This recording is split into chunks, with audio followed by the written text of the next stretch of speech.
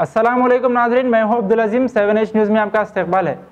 LB नगर SOT team ने एक शख्स को हिरासत में ले लिया है जो शहर के नौजवानों में ड्रग्स सप्लाई किया करता था। आइए देखते हैं इस मामले पर हमारे नुमाइंदे राहुल की ये रिपोर्ट।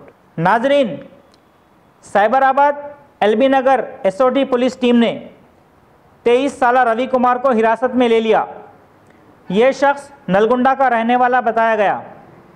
मीडिया के नुमाइंदों से बात करते हुए पुलिस ने तफसीलात से आगाह किया कि यह शख्स कॉलेज के नौजवानों और दूसरे अफराद को व्हाट्सएप के ज़रिए कोड से पैगामात पहुंचाकर उन्हें ड्रग्स सप्लाई किया करता था। पुलिस ने उसके कब्ज़े से 8 ग्राम कोकीन, 10 LSD बॉटल्स, 2 किलो गांजा, एक बाइक और एक सेलफोन बरामद किया। मज़ीद तफसीलात में पुलिस ने बताया कि यह शख्स ड्रग्स गोवा से लाया करता था और गांजा विशाखापट्टनम से लाता और उसे कॉलेज के नौजवान लड़कों और पब और डांस बार्स में जाकर दूसरे नौजवानों को सप्लाई करता था।